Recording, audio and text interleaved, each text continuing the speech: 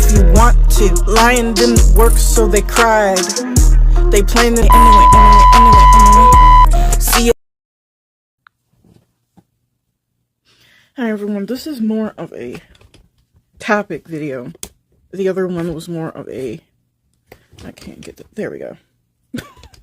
Of a house cleaning video. But here we go. Staying silent in a smear campaign. If you grew up at all in a religious, spiritual, because I want to cover all the bases. I was raised as a evangelical Protestant. So that's the experience I have. I can't speak for everybody else. So,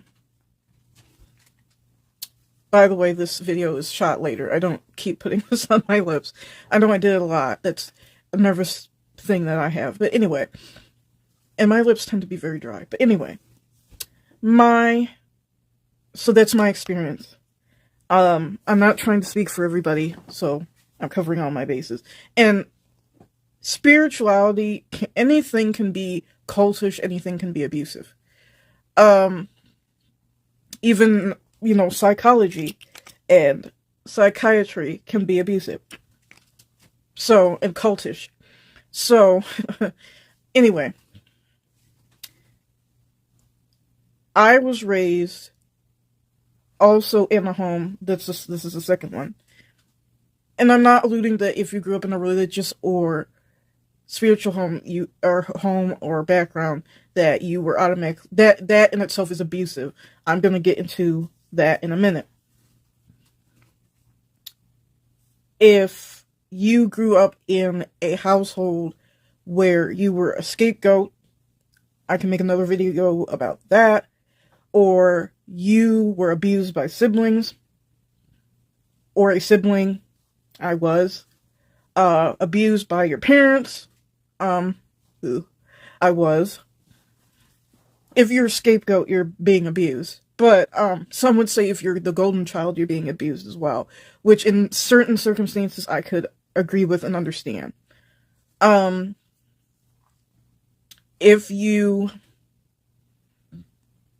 But anyway, those are the two big things that lead to problems, or the belief that you must defend yourself during a smear campaign. Let's start with the spirituality. And again, my perspective is coming from evangelical Christianity, Protestantism. So that's going to be miles different than someone who was Catholic, someone who, whatever else. In evangelical circles, when I was growing up, to assume that absolutely everyone is going to behave the exact way you see in the Bible. Which is odd, because there were very hateful and evil people in the Bible, but whatever.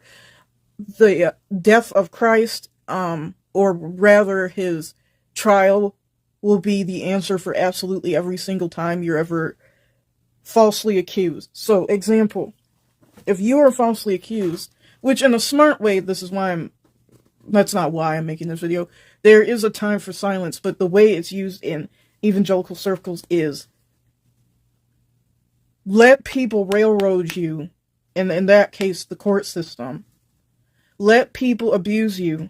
Let people assassinate your character, and possibly even you. Assault you, abuse you. Because Jesus did that. And really, and this is the victim blaming, and I'm going to make a video about victim blaming. Victim blaming segment of it. If you were actually innocent, you wouldn't say anything. I'm sure a lot of these people are litigious, like to file a lot of lawsuits. Maybe police officers, etc., etc., lawyers, who they themselves, police departments, police officers have come with their own defense. Lawyers know other lawyers. And we have also seen, and this is the thing that I went through, you're supposed to be that way, and usually it's the scapegoat of the church, or there's just so many of you, because I was raised in a very big church.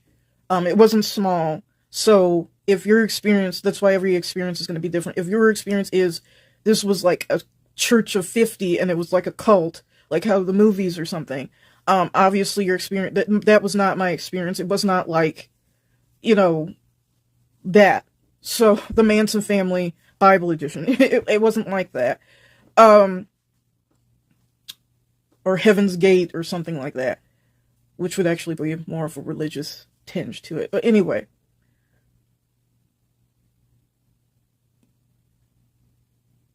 I don't necessarily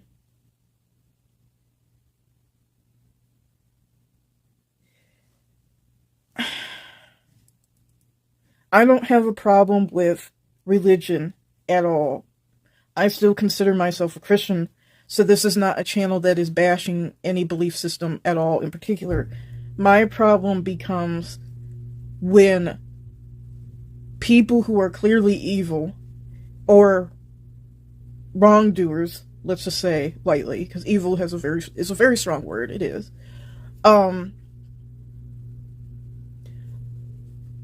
Are treated with certain verses of the Bible, patience, forgiveness, which is taught to you is very warped.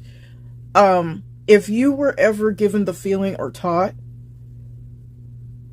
forgiveness means you must always, if somebody wrongs you, option one, it doesn't matter.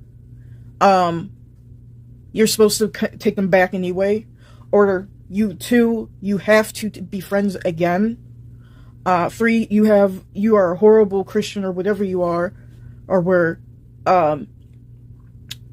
if you don't make their hurt right, teaching codependency, and that's toxic, and that's not biblical anyway. The person who's offended needs to come to you. You don't have to go to the person just because they're offended. That's for them to do. And in private. And if smear campaigns were okay in the church, or wherever, cathedral, mosque, whatever, I don't know what New Age people have, then you get my drift. So, forgiveness basically is for people who either the pastor, and I'm going to say this too, pastors can be abused.